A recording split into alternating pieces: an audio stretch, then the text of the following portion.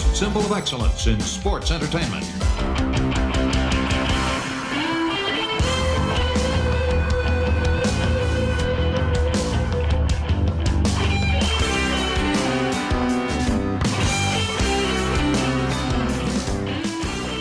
Hello and welcome to Arn. This is Paul Bromwell, and as always, I'm joined by the Hall of Famer, the founder of the Four Horsemen, the creator of the Spine Buster, the 1A of tag team wrestlers, our TV champion. He's the enforcer, and it was his birthday this past week. Arn Anderson. Arn, how are you, my friend?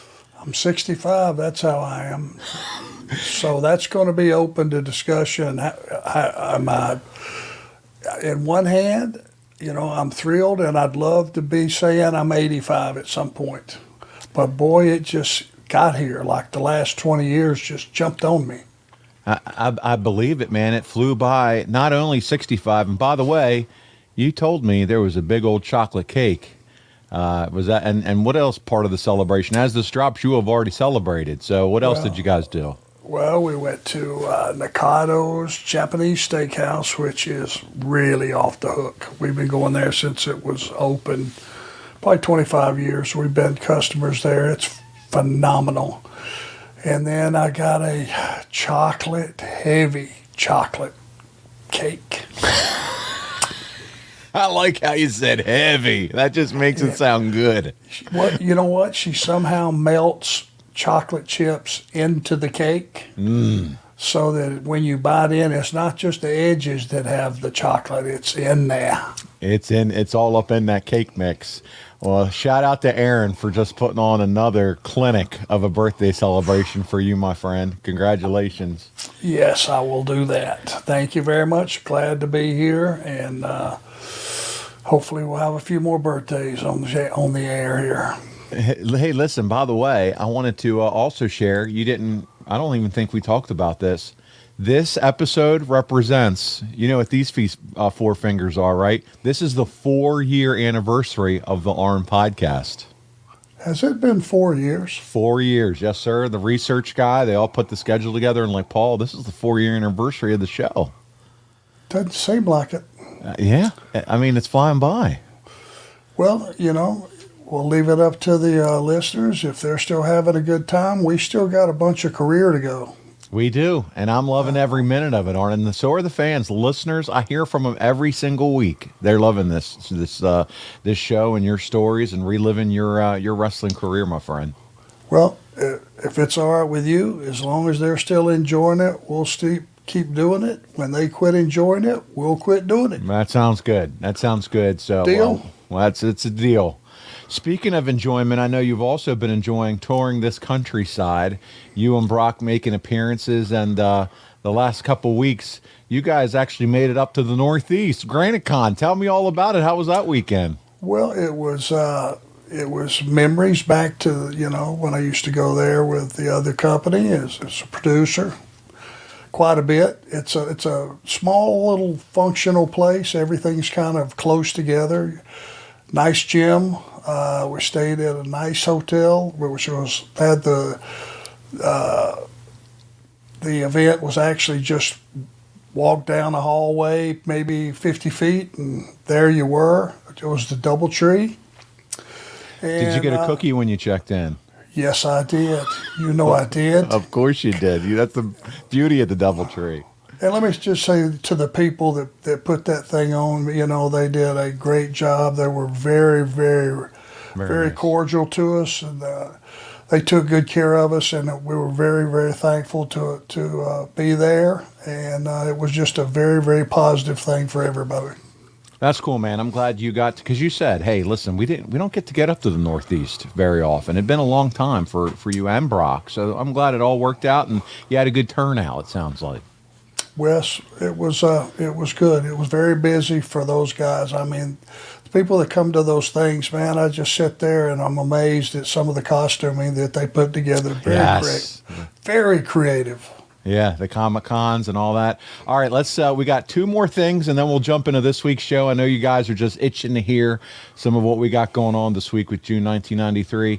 We got an email update since the last time you and I recorded about the book, the graphic novel Arn Anderson, My Life as Wrestling's Enforcer. 3 of the 4 book plates have been completed and now on their way to Ireland. They're all part of the Kickstarter exclusive. The books are on the ship. They're headed to the warehouse. They will be packaged and sent to all the fans. Dirk promises, Arn, that once the books actually arrive, the fulfillment will be quick. I don't know where else they can send these books to for signings. Of Zimbabwe, who knows? But it sounds like they finally got it wrapped up. And so he closes his email, Arn. He says, as always, thank you for your support and your patience. I still contend that this book is one of the most gorgeous books I've ever had the honor of working on, and all of us are extremely excited for you all to get to read it. Arn, we are anxious and ready to read this book, and Dirk is super pumped about it, man. I cannot wait. It's almost here. I just hope and pray it's worth the wait, guys. I hope it is. I think it is. And we put a lot of work into it and a lot of heart into it, and thanks to all those guys, and, it had some kicking some dirt over some parts of my life and digging some stuff up. So hope it's worth the wait. You can still head over to arncomic.com and check it out there. I think the pre-sale at one point sold out on Amazon. You can still check it out over there as well, too. But that's where you're going to find all things Arn Anderson in this glorious graphic novel comic book that we've been waiting on. And then one more piece of business, Arn, before we get started. I don't know if you know this or not, but I get the chance to sit down every week with one of the greatest wrestling minds, one of your old pals, Kevin Sullivan, on Tuesdays with the Taskmaster. It's on adfreeshows.com. How about that? Can you believe I get to work with one of your old pals, Kevin Sullivan? Well, you're going to be with the devil, and that would be Kevin. He really is the devil, you know. Oh, I know. It's going to make me look even more like an angel. You look like an altar boy compared to the devil. So you're doing real well. But man, listen, he is a great guy. It's an exclusive adfreeshows.com. Over 50 years in the business. He was wrestling in the WWF in the 70s with some of those guys. Haystacks Calhoun, tag team partners with him in Florida, and then and he did some matches there. So we're having a blast. Check it out. And I actually have a clip I'm going to play because he talked about how he would finish the Cody Rhodes story. Let's take a listen. He needs to win the belt, but he needs to do what his father did. If he's playing his father's story, his father put the heels over first, dumped all the heat, all the adversity. I mean, then he beat Brock with a broken arm. I think they're doing it perfectly. And now I think if they go to WrestleMania 40, okay, it's time. What do you think, seeing your old pal Kevin there? He's watching current wrestling, too. Kevin and I were, during the WCW days when I was in the office and Rick had ceased to be in the office. So it was kind of like it was Kevin and myself and Jimmy Hart in there kind of holding down the ship. We spent a lot of time with Kevin. We'd go to the gym as soon as our meetings were done, down in Atlanta. And, we were together quite a bit. And we got pretty close there for a while. And nothing ever happened except we just went different ways employment-wise. But if you want to really find out how smart he is, test him on some sports trivia.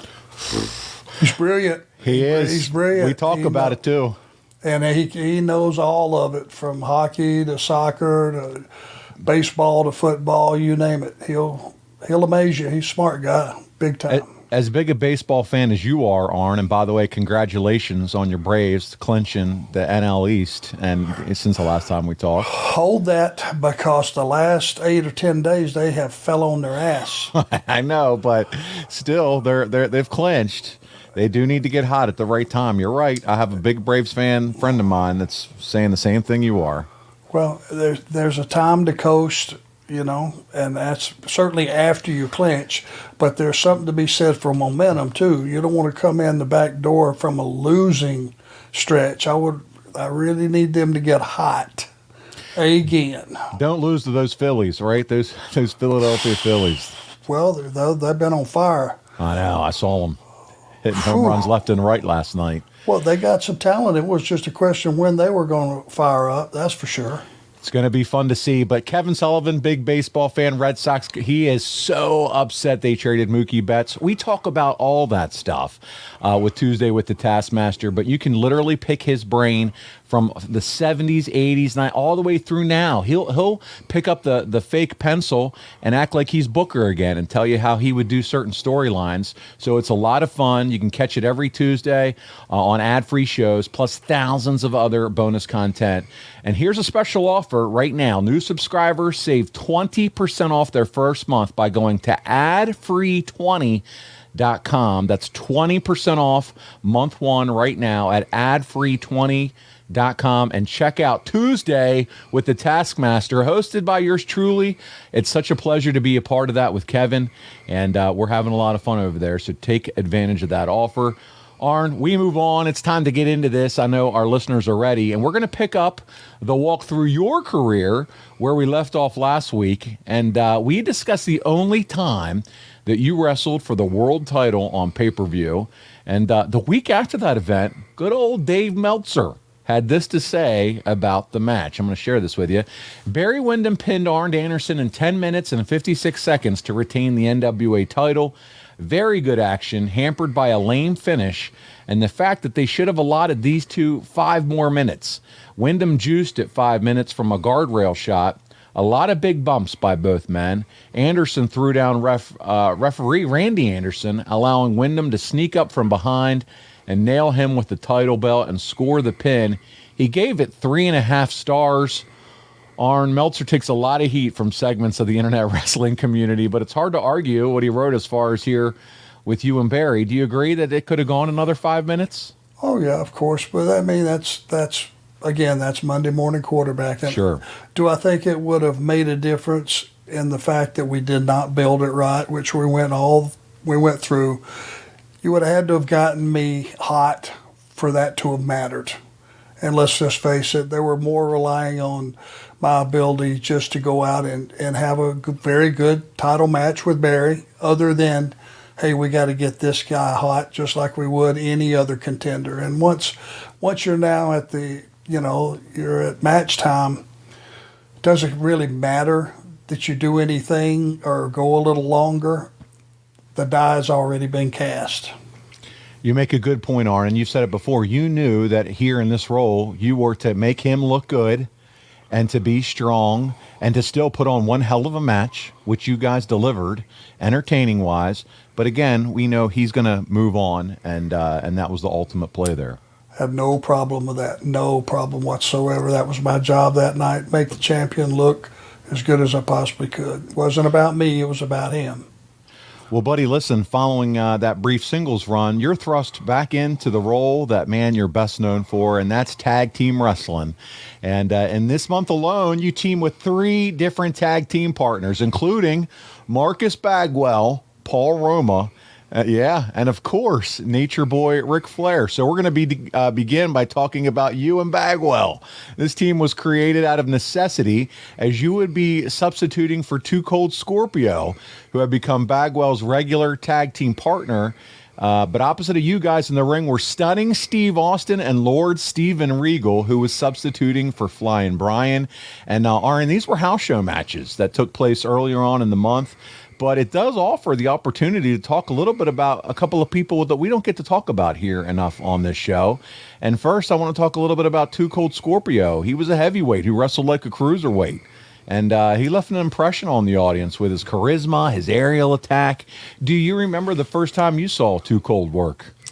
Yeah, but he's a showman. I mean, he had cool outfits coming to the ring. I think he had a couple of chicks at the beginning, was he? Didn't he? He definitely did when he then transitioned over to WWE too. As Flash Funk, he had some girls on his arm there too. Yeah, I mean, he had all the window dressing. Plus, he did the 450 and all that stuff when you didn't see it very often, and he did it flawlessly. So, you knew he was going to have a successful career. I think that's what was very impressive about him was a guy his size that could do what he was doing.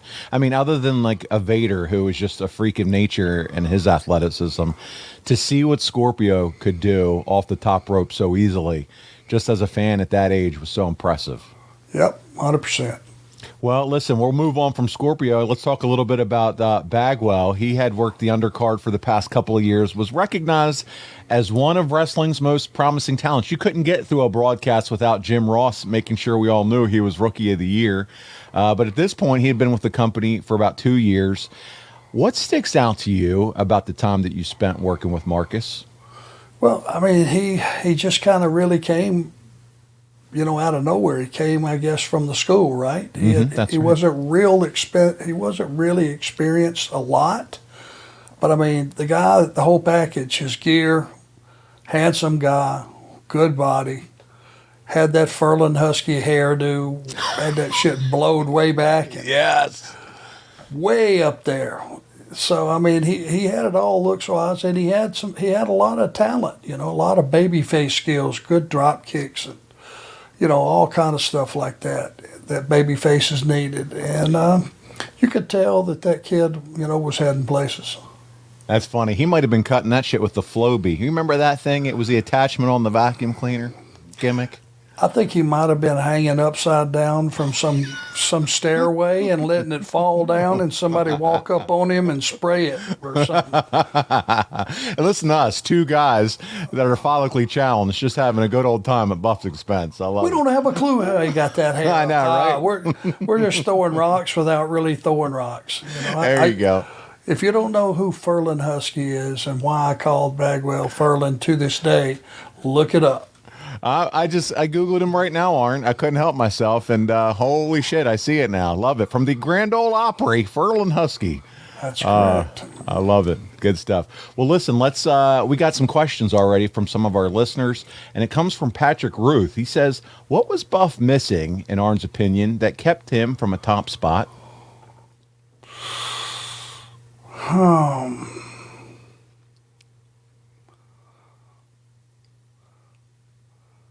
He was always figured in, but those top spots were few and far between, and it wasn't that easy to move from a middle spot to a top spot.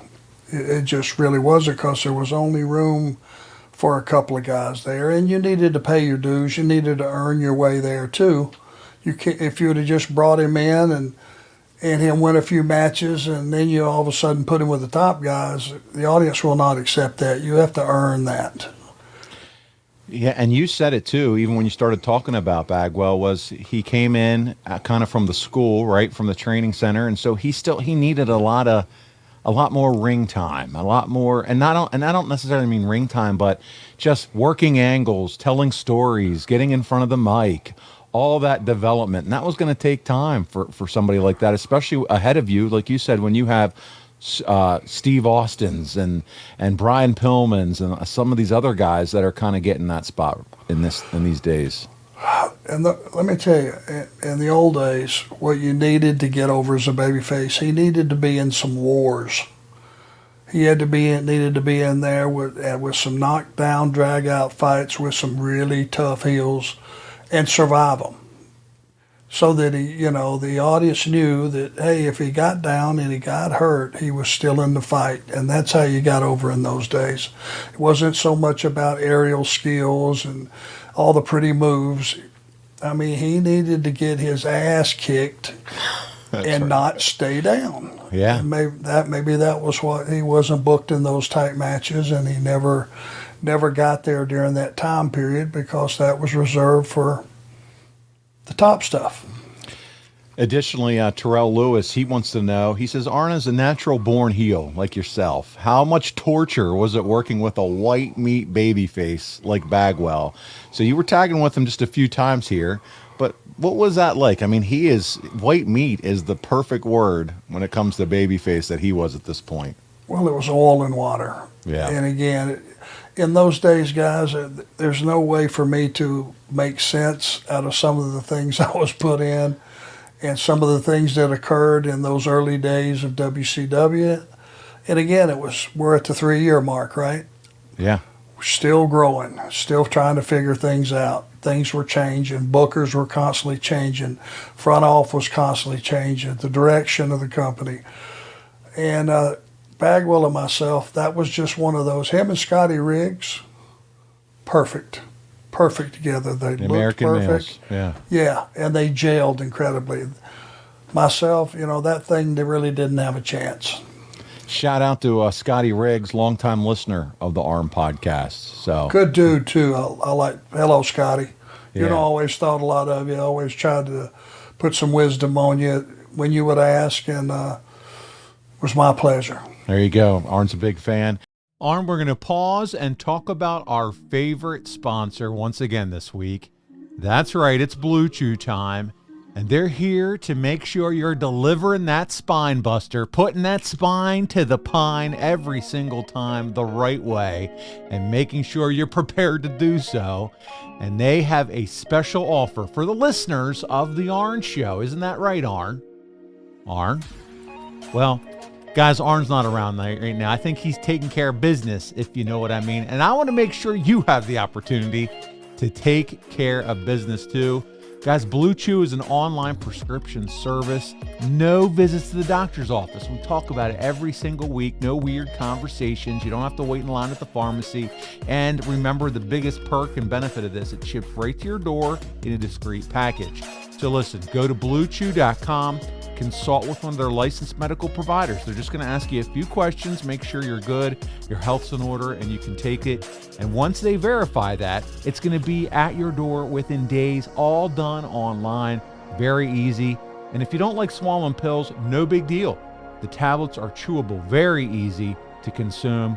So give it a try, guys. Listen, we hear a lot of folks that listen to our show that have reached out to us directly through our show DMs and said, guys, you are spot on with what you've been talking about with Blue Chew. We have a lot of fun with it on the show, but I'm telling you, it takes away the worries, the anxiety, the stress, and helps you perform the way you want to perform, like a Hall of Famer like Arn Anderson. So there you go. Check it out. BlueChew.com can make sure you're able to perform at your very best every time. You get the opportunity to have fun, and here's the special deal for our listeners. Try Blue Chew free when you use our promo code ARN. That's right, just those 3 letters, ARN, at checkout. You just pay $5 shipping. That's it. BlueChew.com, promo code ARN to receive your first month free. Once again, go to BlueChew.com for more details and safety info. Hey, listen, before we move on to the next topic, I also want to take a moment to discuss his lordship, Steven Regal. He had joined the company at the beginning of this year, Arn, and Regal always had a different style than most fans were accustomed to seeing, especially 30 years ago. But for you, how was it working with Regal considering his European wrestling style? It was different. What did you make of his in-ring presentation, his lordship? What did you think of that? I loved it, and when we first went over to England, and Regal was a local guy. They had him have a tryout match while we were over there. And buddy, I was singing his praises. I love that style, that European style with those uppercuts and the chain wrestling, and just slugging it out and basically keeping it on the mat. It was just good. I love it. I love that stuff, and I love Steven Regal's whole demeanor. Lordship was just a smart ass, and he just carried himself in that ring. He just generated tons of heat, but still you looked at him and you went, as a man, you looked at him and went, that's a tough son of a bitch. And you're one who's been known for some good facials, but man, Regal's had some serious facials with this character. Did. Yeah. You bet he did. I mean, he was an Englishman. He was, and just a fantastic wrestler. And now what he's doing to carry the business forward. Can't say enough about William Regal. But we're going to move on from these tag matches that you wrestled earlier in the month because you and Flair were preparing to take on the Hollywood Blondes at the Clash of Champions. We started talking about that last week. They were smart-mouthing you guys on the Flair for the Gold, talking about how old you were. And this was going to be Flair's first match back from WWF. And on the way there, they make a statement with a mockery, calling their version of the program a Flair for the Old. And as you might expect, we have that segment in its entirety. It's our first clip of this week, and it's Pillman and Austin's Flair for the Old. This would air on June 5th. I can already see you smirking on WCW Saturday night. Wait till you see this, Arn. Go to the ring for our next match. It's going to be, no doubt about it, the men who are the World Tag Team Champions, the Hollywood Blondes, set to go. Ladies and gentlemen, it's the world-renowned celebration of nostalgia, a Flair for the Old, featuring the 7 or 8 or 9-time world champion, the Nature Boy, and featuring his maid, Pate. And now, the Nature Boy, and tonight's special guest, one half of the World Tag Team Champions, Hollywood Blonde, stunning Steve Austin.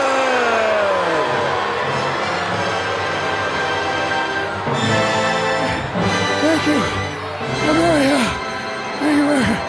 Thank you very much. I'm very pleased to announce that we have a special segment of Flair for the Old. Here we are, Nursing Home Paradise, live here on in Technicolor. And I know before we go any further, I'd like to give that moment every red-blooded male in America will love, and that's right. Take a deep breath.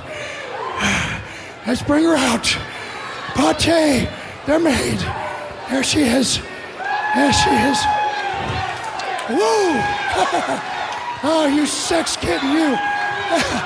It's one of the little perks being host of the show. I'm very pleased to announce my special guest, one half of the World Tag Team Champions, stunning Steve Austin. Let's bring him out.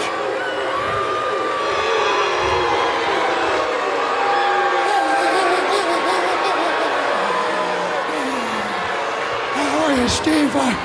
I'm told that you and your partner are doing some very tremendous things. You and Stunning Steve are just a tremendous combination. I'm Stunning Steve. What was that? I'm Stunning Steve. Anyway, Steve, you could maybe tell the great fans out there some of the great things that the Blondes are doing with this tag team. Well, I feel like with a partner like Flying Brian, the Hollywood Blondes can go. The Hollywood Blondes can go as. Hey, wake up! The Hollywood Blondes can go as far as they want to in tag team wrestling. Pardon me, Steve. I believe it's time for my medication. If you could hold on 1 minute, please. Please hold the microphone for me. Let me do that here. Open up, open up. Thank you very much. Yes, I'm surprised you're wondering about that medication. Well, it's all legally prescribed. And, a little nitro for the Alzheimer's. And I got some vitamin E in there, too. What they say, helps keep the old pencil sharp. I wouldn't know about problems like that, but what I do notice is that the set's the same, but your best friend, your right-hand stooge, well, there's Mr. Stooge right there. I've got to say, Double A, it's a shame that the Nature Boy has to suffer of old age like this, but I've got to say, looking at that body, the last time I saw a body like that, it had an apple stuffed in its mouth, and it was roasting over an open flame. You like the barbecue? Huh? Well, let's see.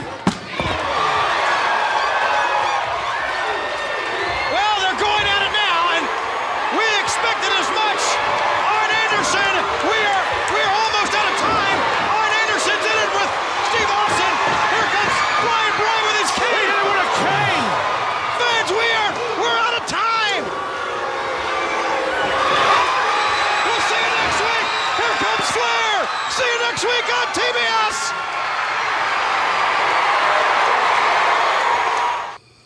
Well, that's some red hot. Now, it's some cheap heat at the beginning there. What'd you think of the skit? I like cheap heat. Yeah, me too. You know, you got and let them get away with it. That's the thing. You know, baby faces need to understand. There's got to be a reason the audience pays for you to kick somebody's ass. And if you're always dominating the heels, I mean, I'm satisfied. You know, that was good. Brian did a great job with that. So did Steve. It's a lot of fun. It's gimmicky and hokey, but it is fun, and it gets across, you know, really just coming at you guys about the age. And who do you know? Is this Dusty still working with you guys behind the scenes? Do you recall at this point with some of these skits and Flair for the Gold? I'm sure it was being run by him, but most of that was those guys. Those guys were so creative together. They're really, really smart, you know, and they gave me just enough on the end, and that's all I needed. And then you come out, and it's everybody. It's like an old Donnybrook at the end of the old 86, 87 Jim Crockett promotion style, where you're fighting as you go off the air and Flair in the dress clothes running in. But you know what they know? You noticed? Yes. Short and intense. Short and intense. And Flair looked like he was ready to get physical, but the program ends without him touching anybody, and it goes to credits. They have to come see it in the live events. You don't pay it off on television. But Flair looked like he was doing everything he could, which he was, to get to him. Yeah. It's fantastic. I love seeing you and Stone, and again, I can't help it, Stone Cold going at it in the ring. I mean, these are clips you got to show Brock. I mean, come on. I love it. I love it. I knew Steve was destined for good things, great things. You know, we couldn't have never imagined how great, but he had all the pieces. So fun. You taking the old cane across the back. I can't imagine that felt good. Oh, it stung. Yeah, it looked like it did. Well, it was necessary, and it's part of what we do. That's right. Well, listen, it's time to talk about the much-anticipated return of the Nature Boy, and he joins you to take on the Blondes. It's Clash of Champions at the Norfolk Scope in Norfolk, Virginia on June 17th, 1993. 6,000 fans were in attendance for the event. You and Flair challenged the Blondes for the tag team titles. Arn, it's a 2 out of 3 falls match, and it headlined the event. How fun is this? Flair won the first fall for your team. He pins Pillman following a running forearm at 9 minutes and 41 seconds. The next fall lasted just over 10 minutes. And we have the final minutes of the bout plus the post-match angle. Here we go. Second clip of the week. June 17th, 1993. Let's see how it all goes down in Norfolk, Virginia. Here we go. Yeah, buddy. Oh, desperation. Whoa, and he knocked Flying Brian senseless. Anderson. He made the move to the wrong corner, though. Tag to Stunning Steve. And Anderson can't make the corner. Driving those knees into the hamstring.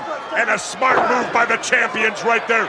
Drag Arn Anderson back to the ring. It'll take him all day to reach Flair now.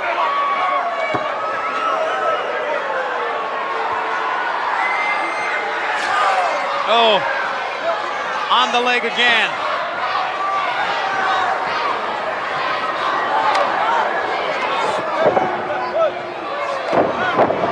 Back of the neck. Snap bear, Flying Brian in. And the Blondes down 1 fall to none.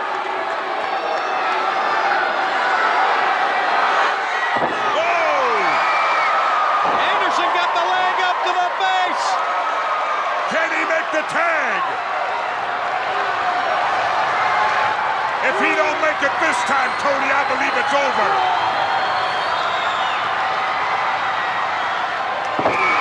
Tag Flair. Ric Flair maybe on the verge of becoming a World Tag Team Champion again in his career. Sending Austin in.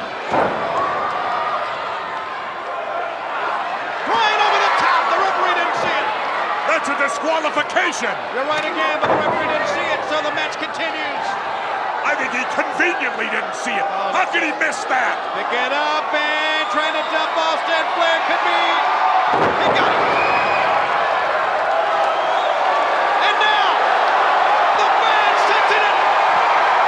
Barry Windham is on his way to the ring. The figure four. The figure four. The referee's calling for the bell. Now what happened? Did Austin submit, or did Barry Windham get him disqualified? I have no idea what's going on here. The bout is concluded because of disqualification. Flair and Anderson are the winners. The title does not change hands. Here comes Roma, the other horseman, the newest horseman. Paul Roma in street clothes has jumped into the ring. Incredible! This match is over because of Windham's interference. And Windham is still on Ric Flair. They cannot pull him off. Flair's hurt. The sneak attack by Barry Windham, and Ric Flair is hurt. And so is Arn Anderson hurt.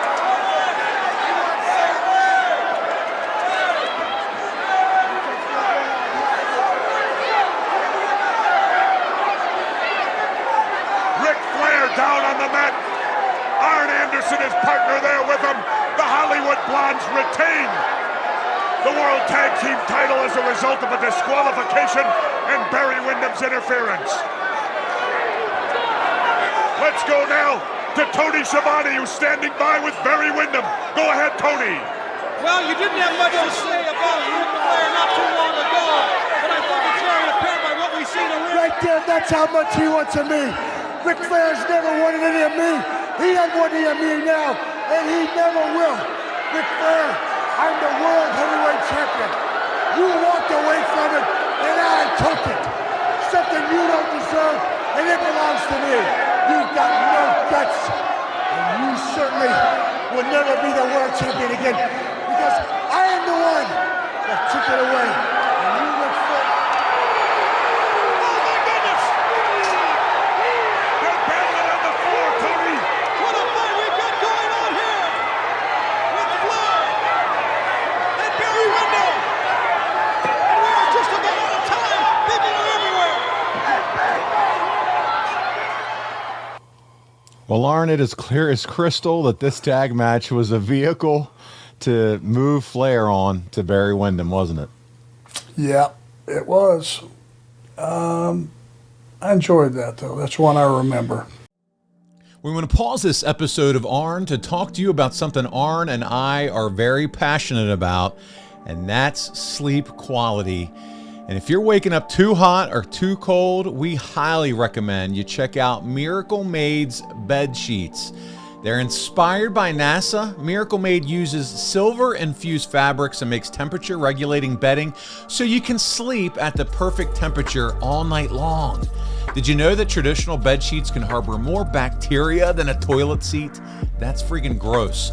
That can lead to acne, allergies, and stuffy noses, and that's awful. Nobody wants that. Miracle Made offers a whole line of self-cleaning, eco-friendly bedding, such as sheets, pillowcases, and comforters, and it prevents 99% of bacteria and requires 3 times less laundry. The self-cooling properties for better quality sleep are where it's at. They use silver-infused fabrics, as I said, inspired by NASA. And the Miracle Made sheets are thermoregulating and designed to keep you at the perfect temperature all night long. You've heard Arn and I talk about it before. We like it cold and dark in the rooms. That's how the Horsemen liked it after they were done a busy night. And that's how you'll enjoy it too. And you can get it right here. Again, very clean, bacteria free. So go to trymiracle.com/Arn to try Miracle Made sheets today. And whether you're buying them for yourself or as a gift for a loved one, if you order today, you can save over 40%. And if you use our promo code ARN at checkout, you'll get 3 free towels and save an extra 20% off. Listen, Miracle is so confident in their product, it's backed with a 30-day money-back guarantee. So if you aren't 100% satisfied, you're going to get a full refund. Upgrade your sleep with a Miracle Made right now. Go to trymiracle.com/Arn and use the code Arn to claim your free 3-piece towel set and save over 40% off. Again, that's trymiracle.com/Arn and treat yourself to a great night's sleep. And we want to thank you, Miracle Made, for sponsoring this episode of The Arn Show. That place exploded. Definitely Norfolk was Horseman country. When you gave that hot tag, man, the roof came off. Yeah, and Rick made a hell of a comeback. And that's when you switch from heel to babyface. And people ask me all the time, how do you do that? Well, you still do what you do. You just are doing it to someone else. All Rick was doing was punching and chopping and kicking. But it came across like a babyface comeback because of the fire involved. It's the execution of it. He didn't all of a sudden start drop kicking and head scissoring and all that stuff. He just did what Ric Flair does. And he kicked the shit out of those guys for 30 seconds, 45 seconds, whatever it was. And that's exciting in those days. Comeback was 45 seconds to a minute. And it could be the best and most exciting minute of any match when it was done right. That was pretty damn good. Yeah, bingo. Exactly. It was done right here. And WCW does move Flair into the title picture with Windham. That's going to happen Beach Blast in July. We'll get there next week or 2 weeks, because next week's Ask Arn and Brock Anything, when we get to July 1993. But, man, the audience was ready. We also see Barry here. He comes out, causes, like I said, that DQ. He was clad in all black. And he had a successful title defense against Too Cold Scorpio earlier that night. And it might seem trivial, but Barry wore red tights with red and white Austin Hall boots when he wrestled you at Slamboree. What about these black tights? Does it make it more obvious, hey, he indeed is the heel in this program? Or is it a throwback to his father, maybe, Blackjack? Or it would just... Or does it matter? Coincidence. And none of us thought about it in those days. I mean, I'm no baby face. And just wearing white tights and those white and blue boots, it was just... I don't know that it had a meaning other than the fact that it let you know that I was a tan son of a gun. He was. More so than it having any meaning as far as the wrestling world. It was just, hey, damn, that guy's been out in the sun. Yeah, if he was wearing red and black, it didn't mean he was going to be extra ornery that night. No, it just that was his color scheme. I got you. He liked those colors. Well, listen, finally, this clash featured the debut of Michael Buffer as a special announcer for major events. No shit. Yep. It was his first event. He would go on to be the guest announcer for the company for the next 8 years, Arn. Do you think bringing a guy like Buffer in for that event was designed to make Flair, his return, even feel more special? No, I think it was them starting to have a guy, he was red hot from the UFC stuff. Making those announcements. Yeah, the boxing. Voice, yeah. And what I say, UFC? Yeah, his brother does UFC. Same thing, though. I was wrong about that. Yeah, boxing. And that's what he was known from. But boxing was red hot back then. You had a lot of stars. And that just took something from another dimension, and boxing fans, and maybe, they cut on wrestling and they went, hey, there's a crossover. That's our ring announcer, and he had that booming, fantastic voice. It dressed up our product. It really did. So you were a fan of the Michael Buffer I was. Yeah. Yes, of course. I like it too. Let's get ready to rumble. I mean, that guy has made money. It's licensed. It's his. And it does. It just brings like a next... He's still doing it for football games. Smart man. Yeah. So pretty cool.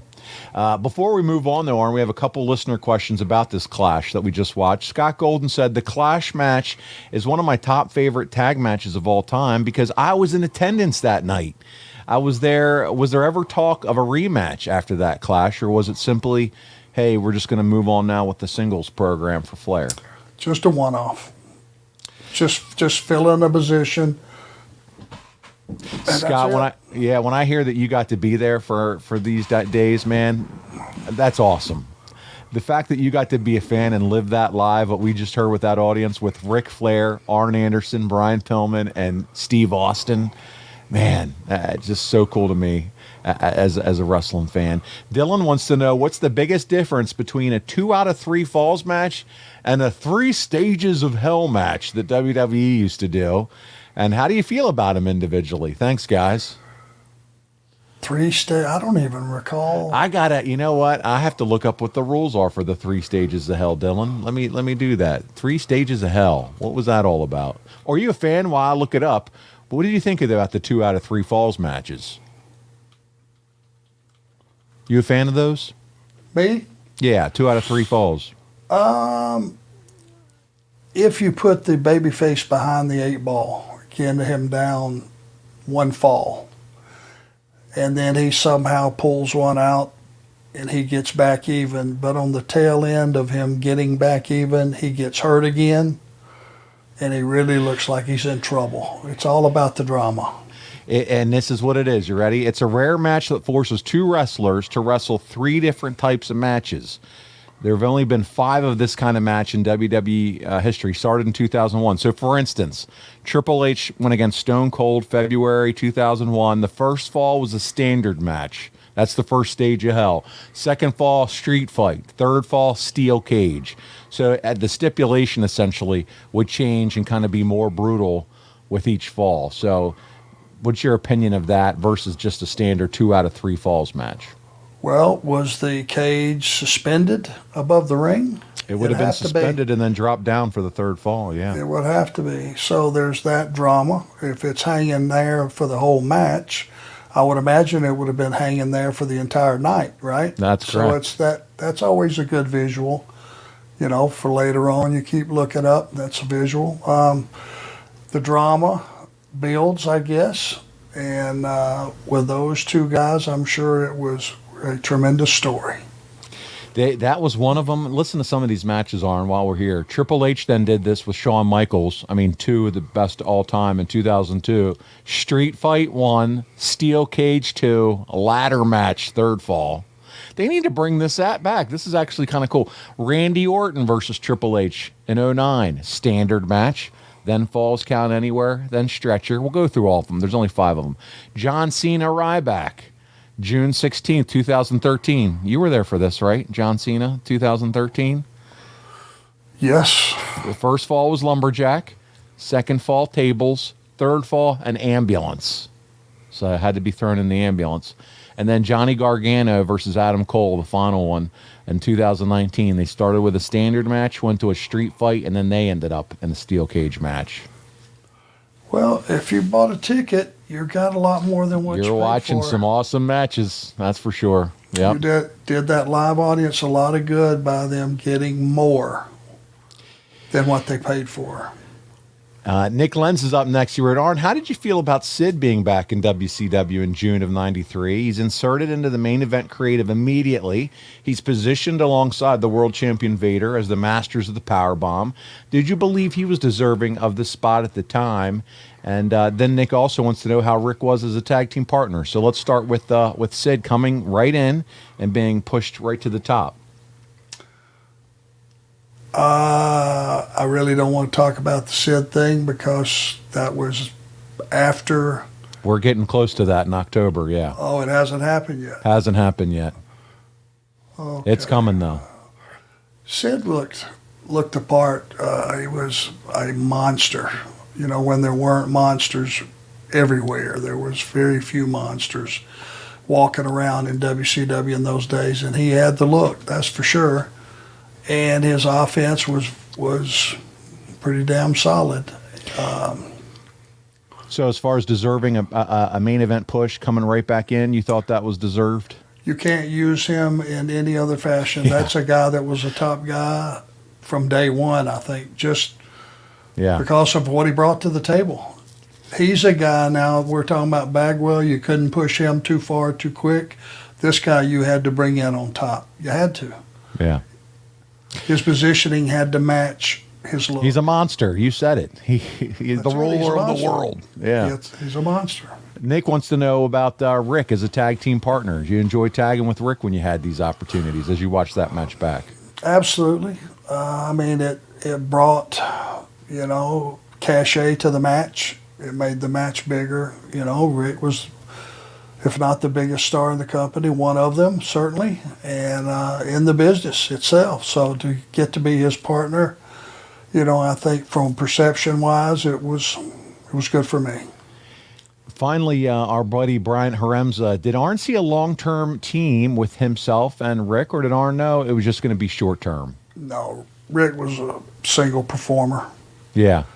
And that's when he was at his best as the champion, defending the title in a singles match. That's where you got the best of Rick.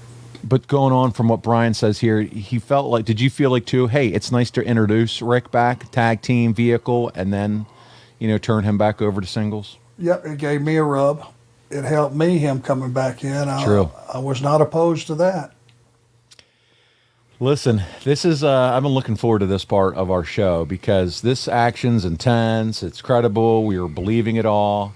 But Arn, in this third and final WCW mini movie produced by Turner Home Entertainment at the direction of Sharon Sadello, as with the promotion for Halloween Havoc and Super Bowl III, Turner executives believe that these movies served as an appropriate vehicle for advertising the upcoming pay-per-view. And thankfully, this one is so bad that they stopped making mini movies after this one.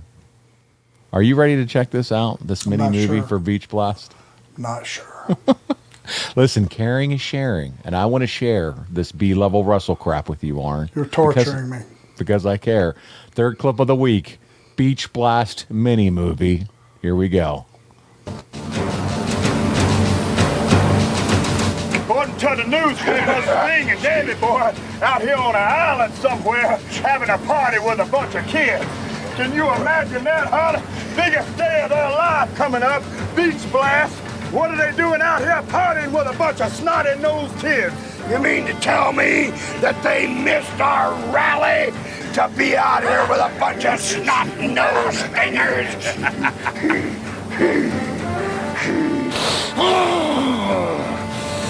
Hold down, gentlemen. Makes my blood boil, too.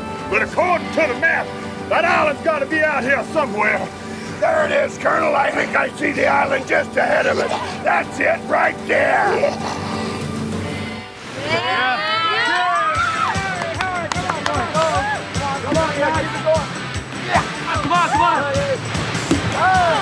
Come on, Bruce. Come on. Let's do it. Keep it going. Colonel, if they don't accept our offer this time, they're gonna be in for a big surprise. Is your man ready? Yeah, he's ready. Yeah, I'm ready. Do you trust Cheatham to get the job done? No, please, let me do it. No, I'll take care of it. No, man. They'll see the reason. I assure you, and as for Cheatham, I trust him like he was my own. I told Willie B to be prepared in the event that Sting and Davey Boy don't see the light. If they decline our proposal, they'll be in for a beach blast like they never seen before, so to speak.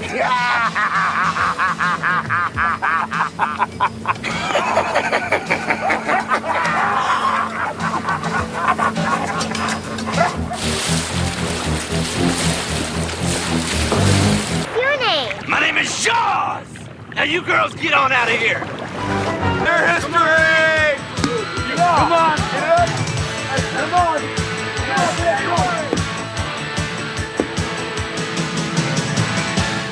Whoa, hold it.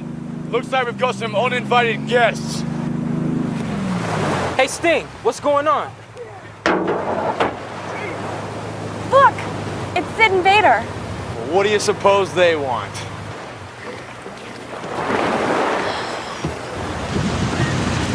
Yeah, everybody just stay here for a second. This looks like it could be pretty interesting. Davey, let's go see what they want. Yeah.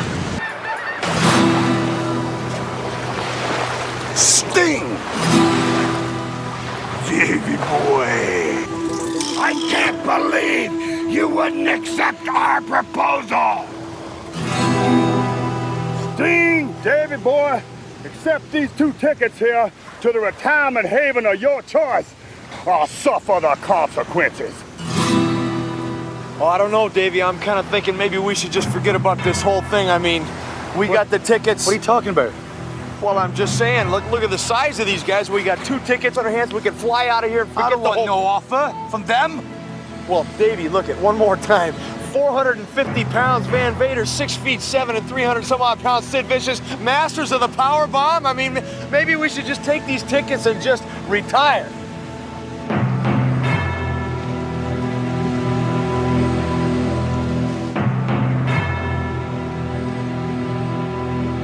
Nah, I don't think so. We'll see you at Beach Blast.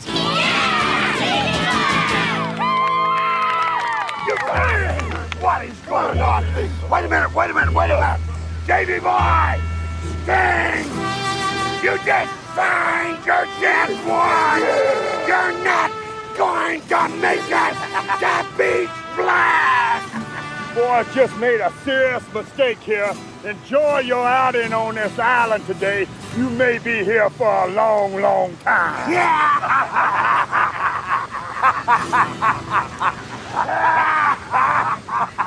What do you suppose they mean by that? I don't know, Davey. They're just desperate people, and desperate people do desperate things. But I'll tell you one thing. They're gonna be tough. Okay, guys, let's go back and play some volleyball. Let's go have some fun.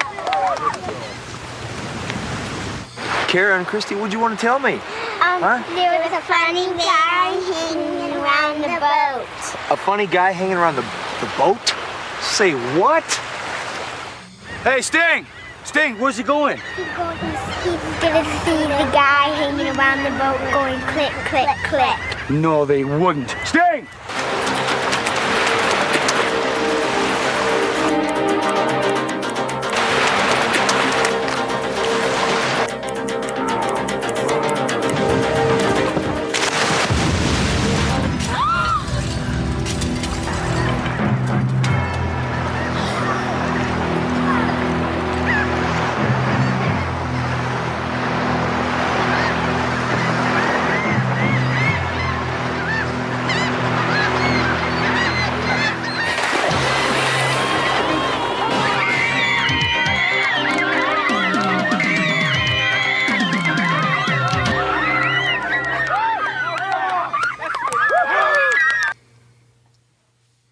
I think we both just got punked from the research guy. What was that?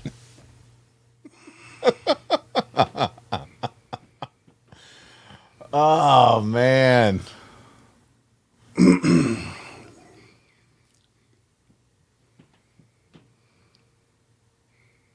This is you. Listen, you're the co-host of this. Your comments,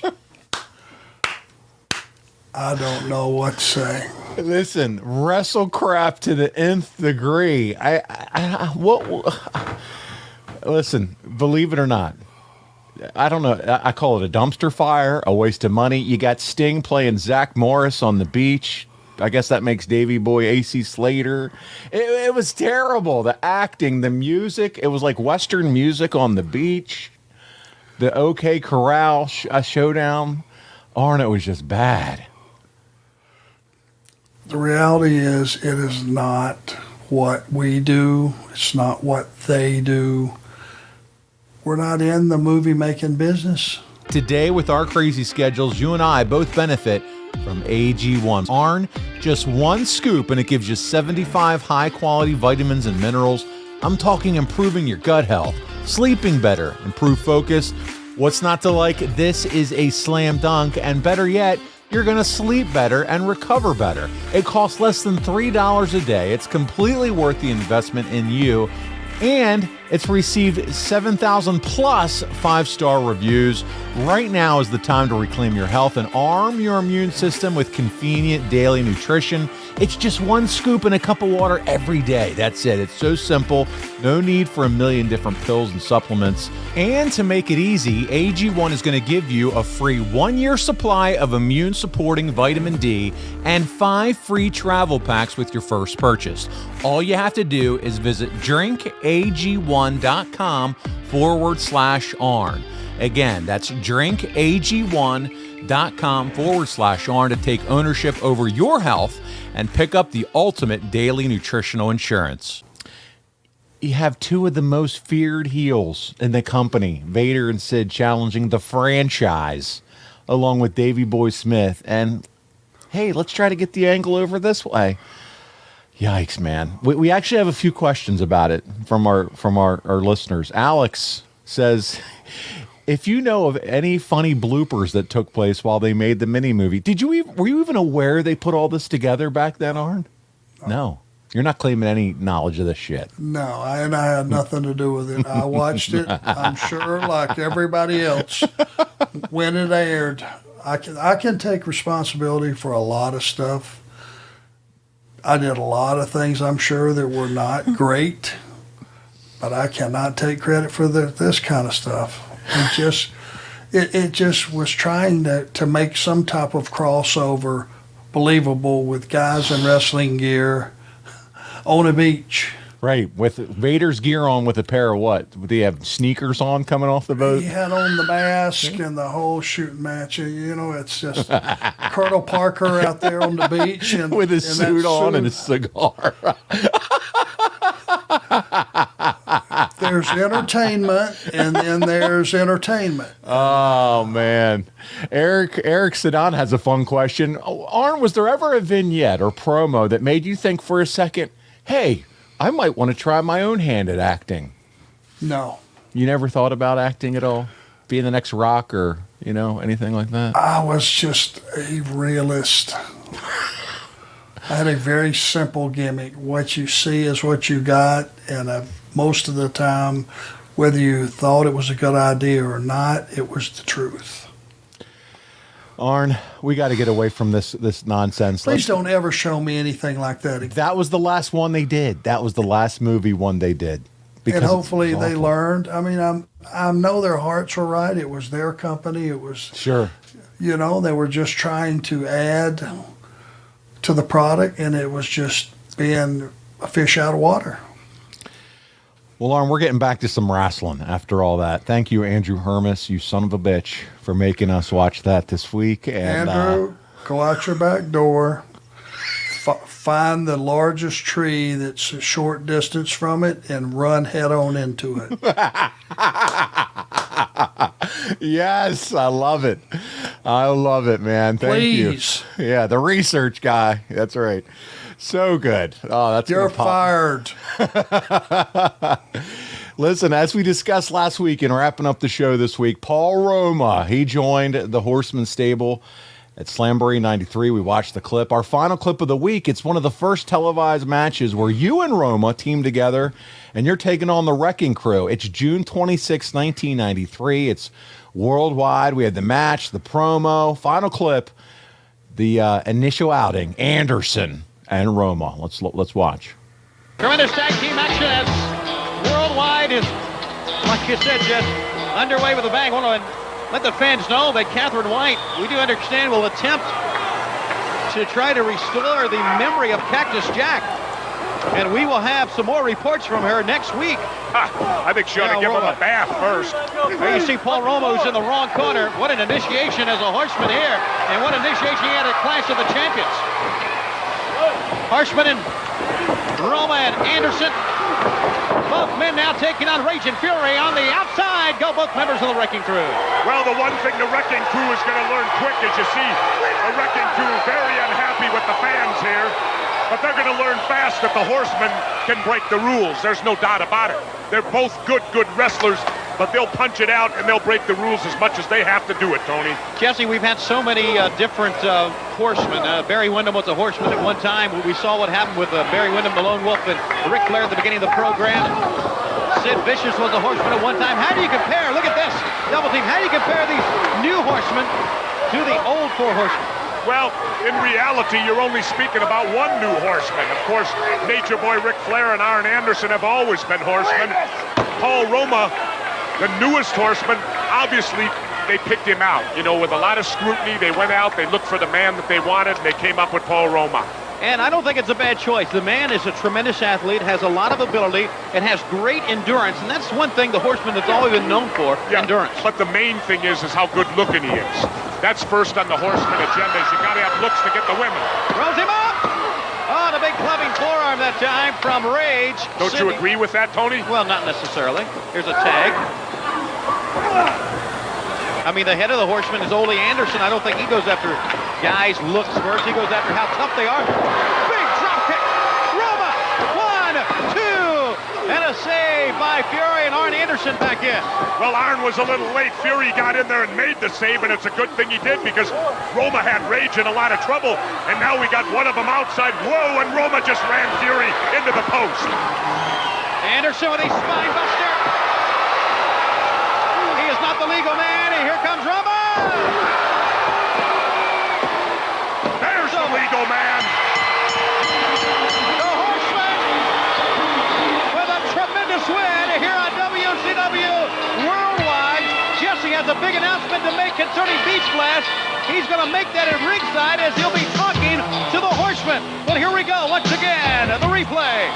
Anderson had the spine buster, and like you said, he was not the legal man, but he put him down at a great point for Paul Roma to come off the top. As there you see Anderson and then Roma for the 1, 2, 3. Here winners, the Horsemen. Arn Anderson and Pretty Paul Roma, who are now down at ringside, along with Jesse the Body Ventura. Thank you, Tony. I'm standing here with legends of wrestling, the 4 Horsemen, of course, the veteran Horseman Arn Anderson, who has been a Horseman his entire career, along with Nature Boy Ric Flair, and the newest of the 4 Horsemen, Paul Roma. But gentlemen, we all know how good the Horseman is, but right now I got news for you. The #1 tag team in all the world is the Hollywood Blondes. And we all know, coming up at Beach Blast, you two are going to get your shot at the Blondes. Arn Anderson. Go to my man right here. You know, that's right. They are the best. And we've only been together a short time. But we just showed you why we are the #1 contenders and why we are going to get the shot at the Hollywood Blondes. And we're going to make the most of this shot. Jesse Ventura, do I look like a nice guy? Have I ever been a nice guy?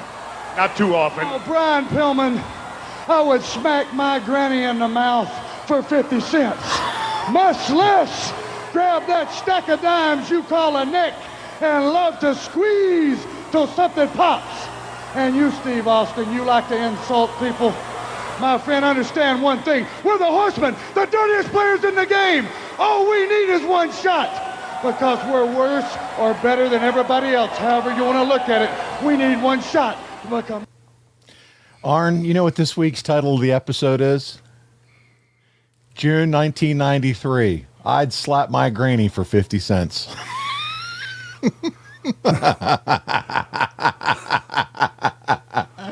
I love it. Yeah. See, it was all in water already. You could tell that. You know That's where I was headed next. I mean, in ring work, what did you think? Looked like $1 million. Great body. I want to give you credit for something at the end of that match. After you spine busted your opponent, you took the time to move him over for then the splash from Roma for the pin. I see so many times now where guys start shuffling their bodies around for the spot. Yeah, and that just kills it off. It kills all the realism to it completely off.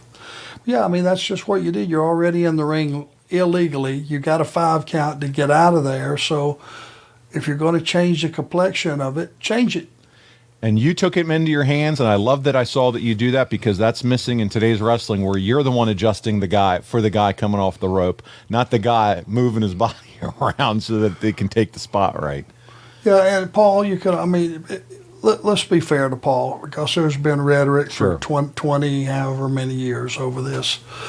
You know, the fact is he wasn't comfortable in that position, nor should he have been, to be honest with you. And he was walking in after Tully Blanchard getting teased that he might come back, and now, Paul, nothing was acceptable after that. It wouldn't have mattered who you would have put in that spot. If it wasn't going to be Tully, who would it have been? Yeah.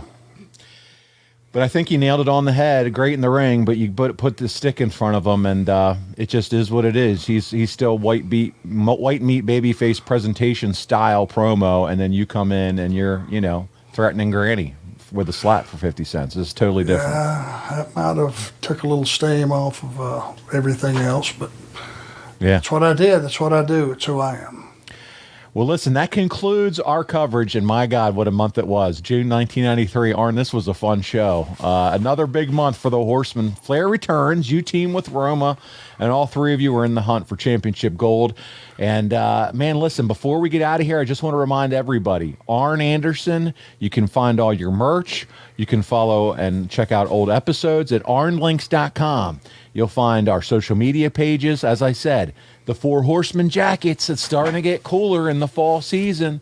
Look at, you got your new Four Horsemen shirt there. That's the old school. That was that was one of the originals. Arn, I got to tell you, 2 more designs are on the site. That JD Hoop inspired show, Enforcing, is on there. The one that you kind of had some input on, it's on the store. And also the 4 title belts of the Four Horsemen. There's a brand new shirt design that 2 of them just got posted. So guys, check it out. You can go boxofgimmicks.com, arnlinks.com. It'll all take you to the same place. 2 brand new shirts, including one designed by JD Hoop, and our guy Dominic D'Angelo did the other one. And by the way, I think that was Dominic D'Angelo driving the boat in that movie for Sid and Vader. So Dom, you'll have to let us know if that was you. Kind of look like you. But check it out, arnlinks.com. I'm going to get slammed so much for that. I love it. Well, he would only bet about 3 years old if that's the case, right? That's true. It's true. It's a good little point. young to be driving a boat. It looked like him, though, man. It did. What the heck? Oh, man. Next week, the control of the show is back in all of your hands because it's Ask Arn Almost Anything. And like the Horseman days, Arn is not coming alone.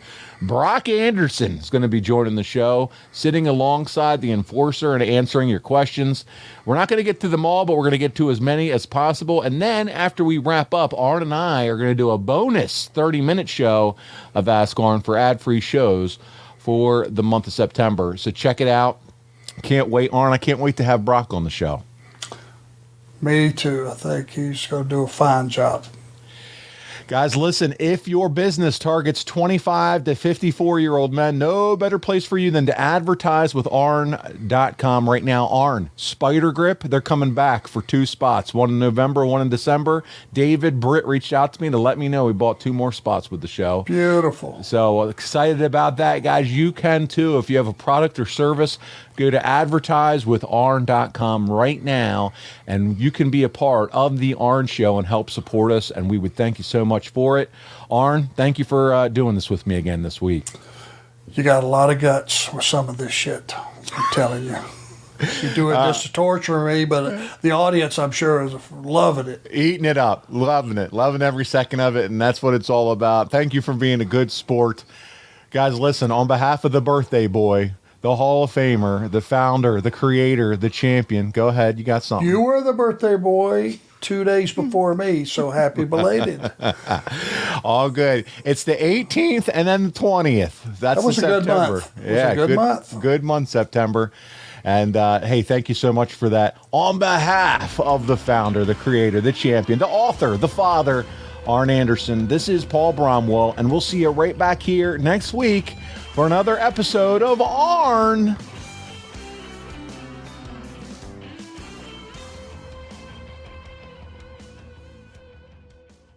Eric Bischoff here again, telling you about our friends over at SaveWithConrad.com. Now, Conrad's always talking about how they are helping homeowners save money, but did you know that Conrad and his team can also help you become a homeowner? They make the home buying process more enjoyable than, I don't know, making out with Stephanie and Linda. Ouch! But don't take my word for it. I'm Willie Proctor, and I'm from Martinsburg, West Virginia.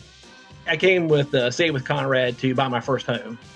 Once I listening to the podcast, I heard other testimonials and how easy it was. So and that was the whole process for me here, was wanting for convenience. Oh, it was a pleasure. I mean, it was like working with family. It really was. Like, being from West Virginia, it's all about family here, and that's what it was like working with Conrad's team. I worked with Larry, Holly, and Francis. And it was just like, I thought I was talking to my aunt or, talking to my dad, it was a great experience. Yeah, this is actually the house I grew up in. So that was kind of the whole thing. And my mom was moving to South Carolina.